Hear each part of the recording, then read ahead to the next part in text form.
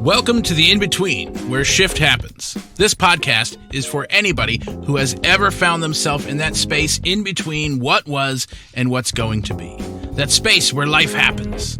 The moment between where we are and where we're going. That space that is often uncomfortable to sit in. The stuff of life, the ups, the downs, the moments of connection and insight, and the moments where we can't see two steps in front of us. We will ask all the questions, maybe find some answers, and generally work at being okay in the mystery of the in-between.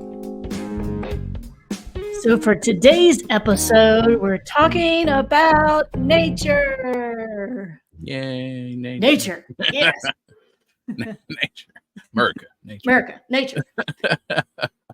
Yeah, and so if you're just tuning in to the In-Between podcast, the gimmick, the catch is that one of us comes with some questions that kind of guides our conversation, and the other one has no idea what the questions are. No idea. They sort of know what the topic is, but and so that's what we're exploring today, nature. And I don't know about you, like recently I have been like engrossed in some books that really have been talking about like our relationship with nature, like especially in today's sort of like depending on who you are and your experience in the world, often we get kind of caught up in the all the other things, right? And like it's returning back to the natural world, to like that, I don't know, ancestral connection, right? That blueprint. Yeah. And so these books have really like stirred like so much within me. So I thought it'd be a great topic for us to talk about today. So to get us started off, I think I'd like to explore like what does it mean to have a relationship with nature, or and even before that a little bit, like what is nature, right? I think we all have like different definitions of what that is. So maybe like what is nature, and like what does it mean to have or to be in relationship with nature? Yeah. So I'm sure you remember. Maybe. Maybe, yeah. Well, I was gonna say last year. It wasn't last year. It's probably 3 or 4 years ago. But we were collectively making our way through a book called "Developing Ecological Consciousness." Yes. Fantastic book. It's like a Must read. graduate level like mini textbook, but I mean, you could sit down and like read your way through it. It's Oh yeah. pretty amazing. But one of the concepts in that book that really like felt like it flipped me on my head a bit was the fact that and I'll just say, like, I grew up like practically in nature. I mean, we lived on a dead end street and the end of our street was woods, and so like going outside to play was like going and climbing trees and swinging on vines and shit, right? We were camping all the time and backpacking, all kinds of Yeah. stuff. So like I feel like I grew up with a really close connection to the natural world.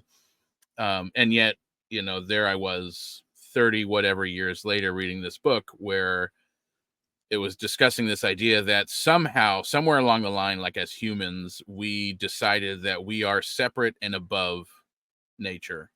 We created Dominion, dominion, yeah. yeah. Like that we were somehow to go and like claim dominion over everything that was less than us. And obviously everything that wasn't, quote, man-made, whatever that even means, was less than us, right? And we were, it was our job to go out and like colonize and claim and rape and pillage, right? Like all the things. So the book was suggesting that like we are not separate from, we're certainly not above, and not only are we a part of, like we are within nature. Like, how would anything else have gotten here other than naturally? Like the things that we do as humans are also part of an evolution of nature in that sense. Now, I still have a distinction in my mind between like asphalt roads and dirt paths and trees, and right, but like it wasn't like there was nature and then all of a sudden there was major highways. Like there was an evolution of like people walking through the forest. People walked through the forest enough where there were dirt paths. dirt paths Yeah. eventually turned into cobblestone roads, and I don't know, whatever, right? So like it wasn't like poof, flip of a switch. Well, and We he even talked about this idea of like living, not living on the earth, but living in the earth, which I yeah, think that's what you're talking about, which was yeah, like to yeah, drink that in is like, wow. right, right. And we're not, and like the universe is not something out there. Like we are in, we are of the Yeah. universe. Like I we're love that literally, shift.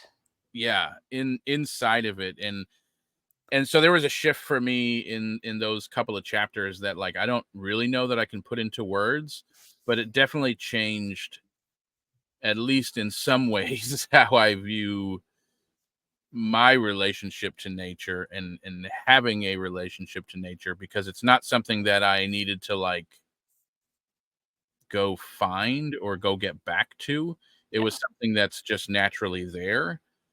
And I'll say, like, I do feel like, I mean, I live in a very like urban environment and have for many years at this point, which is very different from how I grew up. And so there are like, I do feel like, man, I got to drive like a half an hour to go find trees, like, Mm. there's a couple of trees out the window, but like to go find green and trees and water is a drive, and especially if you want to find that without also seeing cement, like that's a drive for me. um so I do have that part of me that's like I need to go get out in nature, like it's somewhere removed. Mm. Yeah. you and I don't know if that's psychological, if that's like a brain thing, if whatever that is, but I do know that I have like this inner desire to be around what I would say like the natural world, as opposed to like where we laid pavement or concrete, right? So like being in trees, being in water, being amongst, the what we would normally call like the natural environment. Um I think that's probably an inherent thing for all of us to some degree. Like I know there have been studies, of course, I don't know them offhand, but I know there have been studies about like the impact of living in an urban environment without access to Yeah. green spaces is a pretty significant thing. Well, I think, for me, like, this idea, like, all the things, even in our, if you live in an urban setting or, whatever setting, like everything, like that we see, whether it's, created or whatever, is created from all the things that actually exist, right? So it's Right. everything. Yeah. Yeah. Yeah. So this idea that we're not separate from it, but I do think that there is this, at least for me, this, and I do this a lot, like during the day, especially if I've been like sitting or been like working on something or at a computer, or, to get out and like, I guess they call it earthing, Oh walking yeah. barefoot.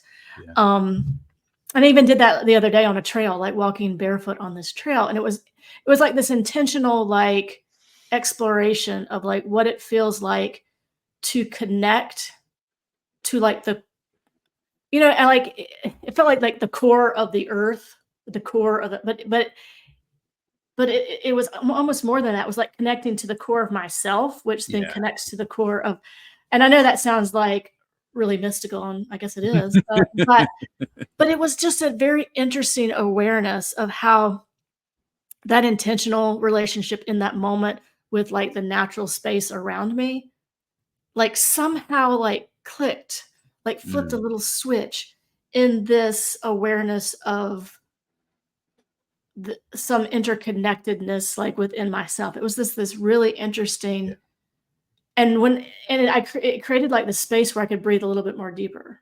Mm, And it's hard to like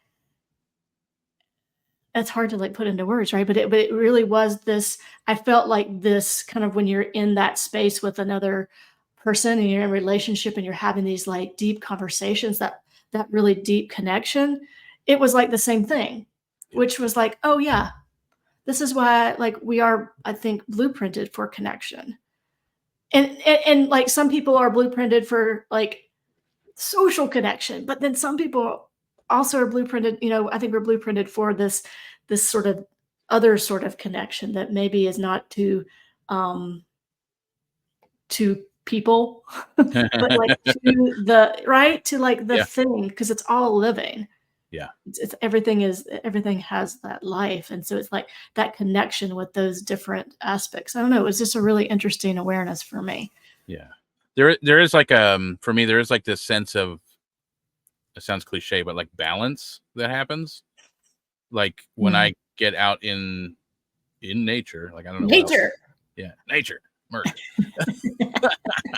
Uh, hiking or paddleboarding or even just like at the beach. I mean, there is this sense of like tethering and like, Rhythm. yeah, yeah, a Mhm. rhythm and a balancing out of like what's important and priority and versus like sitting here in front of like multiple screens and lights and like there's literally like a humming and a buzzing that like Mhm. is this like shaky feeling of, and it's not, I don't want to call it bad. It's not a bad Yeah, thing, but it's like it's I can only different. take so much of that before I need to like get far away from it for a little bit.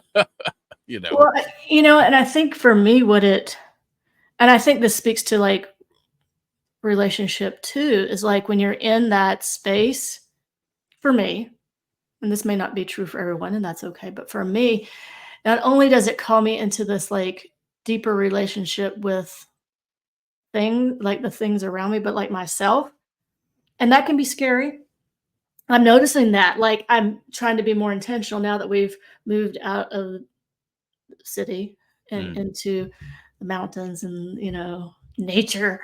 Um making like more intentional like time to actually like mm, roll around yeah. uh Yeah. literally sometimes like Literally. roll around in it, right? And so what I've noticed is that it has brought to the surface things that I've like kind of pushed down or things that I've like oh we'll look at that some other time, those sorts of things, right? Because it's just like when you're in those like uh, kind of like monastic sort of situations like the silence and the stillness and the solitude, Yeah.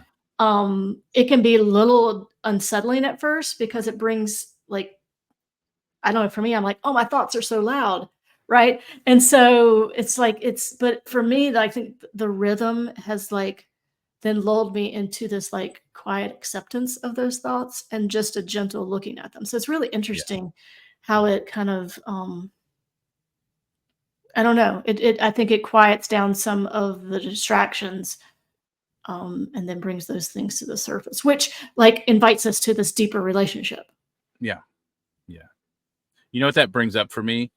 I actually haven't heard it in a while, but for several years within spiritual communities, and I'm sure it still shows up in places, but people talking about vibrations and like we should be living at this high vibration. Got to raise your vibration or whatever, right? Like, but it was this idea of like somehow a high vibration equals spiritual, And that's as not if true. not only is it not true, I think it's actually detrimental. Like if we actually look at like vibration from like a scientific or even like a musical level, like, It's the lower frequencies, isn't it? well, yeah, right. So high vibration is really hard to jive with, Yeah. right? Like you try and get like, that's why when kids learn the violin, it's so painful because it's in For that audible, everyone around them. yeah, because it's in that high Yeah. vibrational, literally vibration range, the high frequency range where to get them to play in tune is like our ears like tweak out, right? But if you Mhm. get lower frequencies, it takes a more it's a lot easier. You can get away with a lot more playing out of tune before it really grinds on you because the lower vibrations don't bounce off of each other as much. They don't bump up against each other as much in a way that like literally tweaks us out. Yeah. um and for me it's like sitting at the desk, sitting in the office, doing all the things is a very like high vibrational activity in the sense that there's literally a lot of high vibration, like Mhm. like the things that are moving are moving fast. The electronics and everything have a very, well, I mean, there's a spectrum of Right. vibration, but versus like being out in dirt, in trees, swinging in a hammock in pine trees, or whatever it is, like that has a much more calming, let's say, vibration to it, right? It's the literally the vibration of like the molecules out in the forest is different than here in front of all the electronics, right? So I think there is like a um, we need a balance. I mean, I think we probably need all of the whole spectrum of vibrations, the whole spectrum of frequencies need to happen, or else I don't know what happens. We get out of tune, I guess. But Yeah. um, It's just interesting to yeah, oh, that's interesting. I think, it's also interesting for me and this is a little bit, I guess, existential, but I do spend most of my life in some of those existential sort of thoughts. But like, for all of my like over organizing and trying to control and trying to like overcompensate for like all sorts of things, right? And so we try to like seize as much control. yeah, Um right. uh The myth of for control. those listening, I did air quotes over control. Um so it's like I, we planted some wildflowers Mm. in a planter like that runs the length of our house, and so Which it's look like fabulous, by the way. yeah, it's Yeah. fabulous, and so it's this beautiful, like and I sit kind of on the little porch, like like on the like not in a chair, but like sit at the like porch level, like on the stoop, Yeah. and it's if I look out like through the wildflowers as if I'm sitting like in a wildflower field. Um, but what I notice is like, the bees now are super happy. And like, it's like this gentle going from one to the Mm. next, from one to the next as they go. And for me, like, I don't know what it brought up in this sense of it's just this kind of going with what is and what is the next thing and the next thing and the next thing. Yeah. Yeah. And it's like this, and of course I'm anthropomorphizing this experience, but like as we do, right? But Yeah. it is like this, for me, it's been this reminder of like pay attention to the smallest of things. So just like in this present moment, which is, for us, like the smallest of things in our whole awareness, right? Yeah. So Yeah. like in this present moment, and then the next present moment, and the next present moment. And we talk about that like it's easy to do, and it's not. Hey, But, like, you for just me, do it. it's like this practice of watching the bees go from flower to flower. I don't know, I've been, like, all up in my, like, mystical head Have lately. you named the bees yet, though? I mean, I've that's not because right? Because it's like I have talked to them, but, how that goes. But, it's like, for me, I think that that also is this kind of call Mhm. of, like, nature and, like, it's just to pay attention to what is in front of us. Yeah. And I think for me, it's like, especially if you're walking, like, on a trail, like, I was walking barefoot, so I had to pay attention to the next step, next step, next Yeah. step, because, I have a moderate fear of snakes. And so right, because I have to, control my experience too, right? Right. Right. But it's just interesting that for me, that's what it does. I don't know, that relationship. It's Yeah. like Can I just tell a story real quick though? So we were camping the other week. yeah. So you have a moderate fear of snakes. I also don't like snakes. Oh, no, is Um, this a story, like, involving me where I'm gonna oh be yeah, embarrassed by yeah, said story? Okay, alright, go for it. yeah. It's alright. So a couple weeks ago we were camping, us and some friends, and there's like four of us in this massive tent, Yeah, and you and I, like, for everyone listening, I'm yeah, involved you and in this right, camping trip. Okay. yes. And so one morning we all wake up and have some variation on a story about what time that person woke up in the middle of the night and heard what they heard and what they thought it was, right? So I woke up, it was like 1:30 in the morning. I woke up and I'm like, oh, Ryan is rustling around in their bag. I don't know why, whatever, who cares? I'm gonna go back to sleep.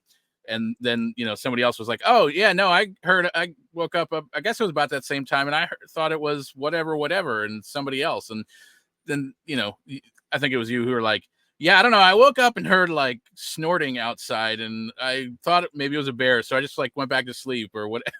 And it turns out like, no, that was Ryan getting hit in the head by the bear, like through the wall of the tent. Yeah.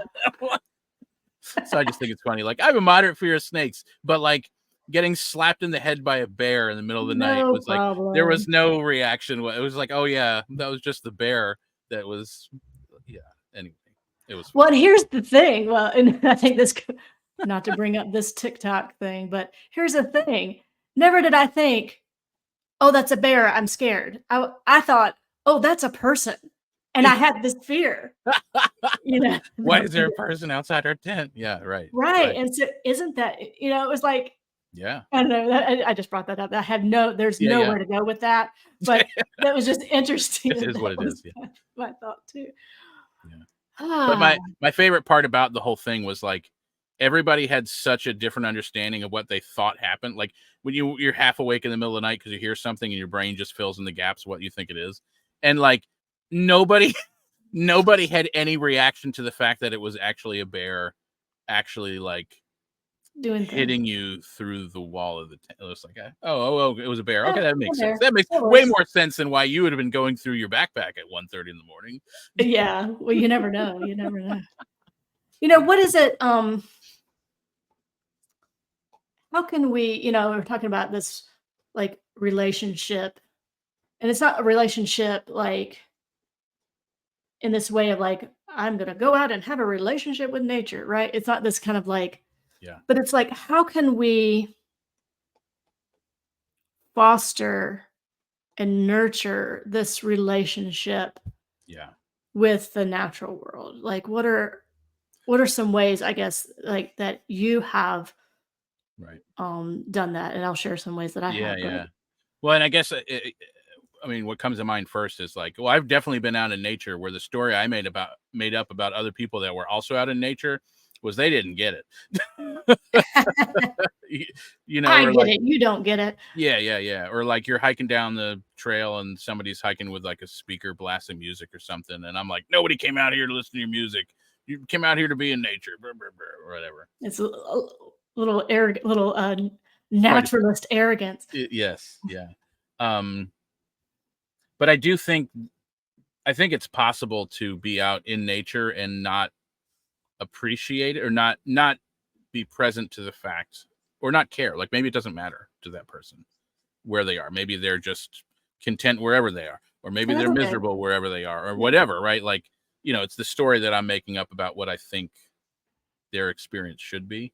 Mhm. Um, but for me, I do think it is like a somewhat intentional fostering of that, the relationship you're talking about. Like having had periods in my life where I had gotten away from spending time in that environment, spending time in that environment again came with like a very intentional, like, oh, I'm just going to sit here and appreciate the fact that I have the opportunity to be here and appreciate how calming it feels and appreciate the wind rustling in the leaves or whatever it is, right? Like, Yeah.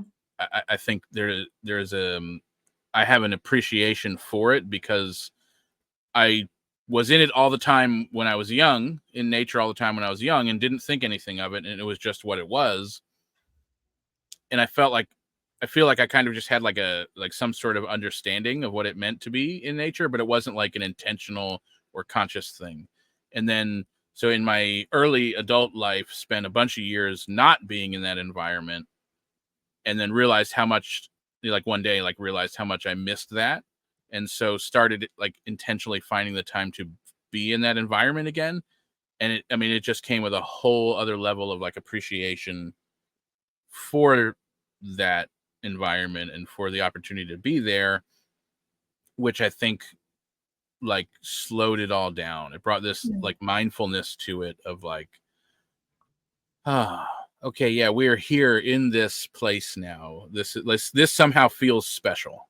Like it Yeah. feels special to be in the trees, paddleboarding on the water, camping, whatever the thing is. For me, it is like an intentional, just like slowing down. And then it also, like, I can anticipate the impact of that, right? Like on the drive out to the campground, it's like, oh, this is going to be great. Like I can just like, Yeah.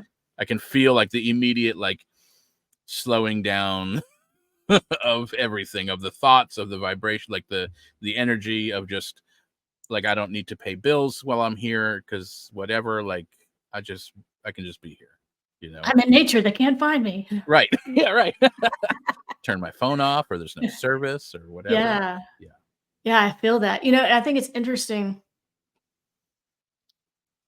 because I grew up like surrounded. I mean, like we never were inside. We were always, Yeah. outside and Yeah. those sorts of things. And so grew up with a really, I don't know, this really monastic relationship with nature. Mm, So lots of times going out, by myself for like hours, even as just like right. a young kid. And so for me though, like that nurturing, that fostering relationship is this kind of connection to the things that have come before.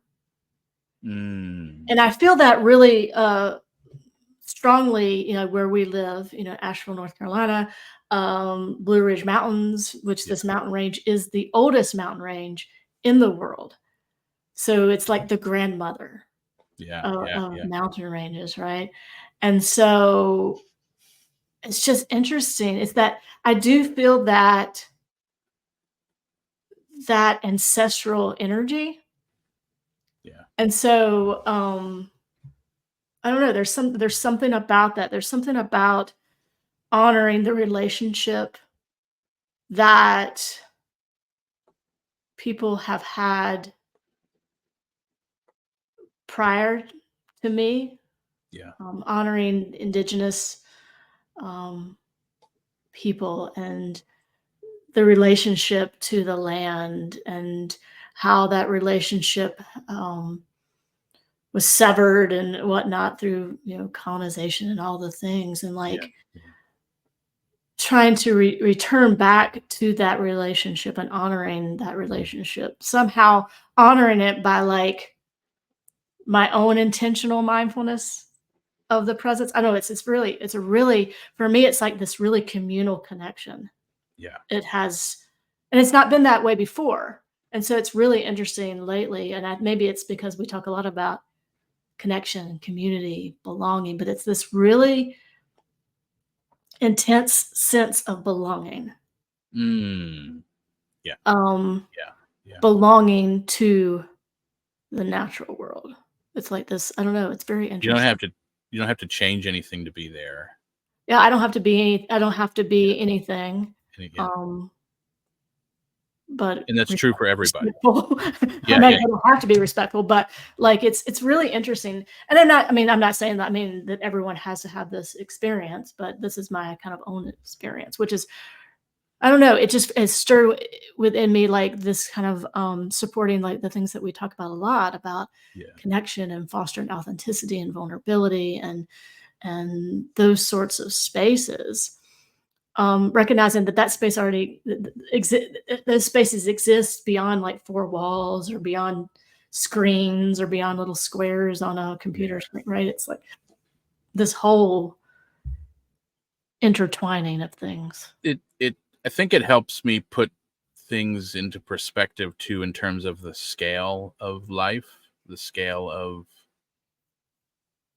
like the scale that people have in the dominion of the city Mhm. versus the scale of life in the forest, where like the trees are massive.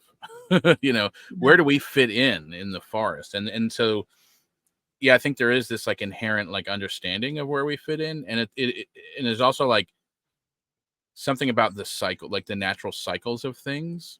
And like the symbiotic relationships between Yeah. plants and things like that. And I think along with that comes this recognition, almost like forced recognition of like, you're not, we're not above all this, and we're not like, we're not superhuman, we're not like impervious to, you know, getting injured or getting killed or what, like we're not top of the food chain, you know. I mean, Yeah. I have memories, very vivid memories of like hikes and backpacking trips out, you know, Southwest, and you know, like walking through a trail, coming out of like the peak of a mountain, the trail comes up to the peak of a mountain or peak of a canyon, and all of a sudden you're looking out over like this vast space. And you know, it's like never have I felt so comfortable being so minuscule in the grand scheme of all of that, Yeah. right? And but there's also this like, I have to be really intentional about my actions here, because like one wrong step and that's 1,000-foot drop. Yeah. Yeah. You know, so I think there is like a, along with the scale of it all and however we fit into that, is this like inherent understanding of like cycles of life, Mhm. and how that all plays out, and that's very different than like the hierarchical, we are human above nature Yeah. misperception of things, you know what I mean? Yeah. And oddly enough, like there's actually something comforting about that to me, Yeah. right? Well, it's interesting too, just looking at, how we interact with the natural world, I think is um indicative of how we act out in the world. For example, like Yeah, yeah, yeah, this idea, like if you're if you are a bug squasher, it's okay. But this idea that, oh, I'm going to squash this bug because, oh, whatever, it doesn't feel, that sort of thing, right? And yeah. so then we make something less than so that it justifies our own actions, Yep, yep, right? And you yeah, get and so it's very interesting when we begin to honor even the smallest of things, then it does stir in us this expansiveness to honor all things. yeah, And so I think that really can be very impactful for our relationships because we see that so often, like in the world around us. We use dehumanizing language then to justify our actions toward a person. Well, that person is a pig, or that person is, all the things. So then, oh, well, that means that I'm justified in the language I use and how I treat this person and things like that. We see that a lot yeah, on both sides and all around of things. And so I think that, yeah, it's just this honoring of the things in the natural world, I think really does um imprint on us uh, the ability to do that in all aspects, right? Like you do one thing, you do all things. Like you do yeah, the yeah, smallest of thing, right? It's like if yeah, you do one thing, it's this sort of yeah, I want to say character building, but it's more than that. It's just like this yeah, way of being that I think is in alignment with this idea of like interbeing and interconnection and this symbiotic relationship that is mirrored in the natural world, right? And I think yeah, that's we're actually a part of that, and to begin to exercise that in our collective experience is important. yeah. It also feels like different from a lot of like, I think a lot of life can feel like, oh, this exists because we call it this, or we named it Mhm. this, or we Yeah. whatever. But it's like, or like we discover, so and so discovered whatever. Like, no, they didn't. Like, it's not like it exists because they discovered it. Like it's always existed. We just happen to come across what it is, right? And I I think, read about that just today. did This you? idea that this whale was named after the person that discovered it, even Oh, though indigenous people had had a relationship with this being for thousands of yeah, yeah, years. yeah, yeah, The yeah. colonizer sort of mindset. Yep. You are because I say you are. Right, right. And I think in nature that just gets dismantled Mm, so quickly, no, no. right? For me, like being being amongst that which we're from, like, which I guess is that ancestral thing you were talking about, really makes me remember, like consciously remember, like, oh, this doesn't exist because I'm here. Like, this connection, this way of being, the interconnectedness is not like a spiritual tool that I get to use to create some sort of relationship. Like, Yeah. it all already exists. I'm just remembering, Mm. recovering, I suppose. Yeah. Remembering and recovering. I love Yeah, that. Mm. yeah, Well, we could talk all day about nature, I think so. but I love that. I love like that final sort of thought of remembering and uncovering the thing that is already there. Yeah, yeah. All right. So we always do this at the end. Okay. So uh, describe one place where you feel the most connected to nature. Oh my word. By far, Zion National Park. Mm, I don't know what it is about it. Like, I can't put a word to it, but it is this like magical place of like luscious greenery in the middle of what is otherwise like vast desert.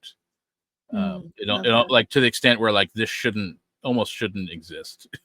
Mm, Right? yeah, Yeah. I love that. Me too. This has been a great conversation. It makes me want to get out in nature. Yeah. Um, so thanks for this conversation. Thanks for listening to this conversation, and just a word of encouragement to, in whatever way that you can, to begin to nurture and support this relationship, or this returning and remembering Mm, yeah. to nature, and that connection, that blueprint that we all have. And so it's just this gentle uncovering of that. And so, as we live life in the in between, and this returning back to nature is a part of that in between. And so, we invite you to get out and do that this week. And until next time, we will catch you in the in between. Nobody really enjoys being in the in-between, but thanks for being here anyway. We may not have found all of the answers, but certainly some, and maybe more importantly, a little shift has happened. Because that is really what it's all about, learning to be curious, authentic, and yes, maybe even a tad bit vulnerable. And the beauty of it all is that we are not alone in the in-between. So until next time, we hope a lot of shift happens.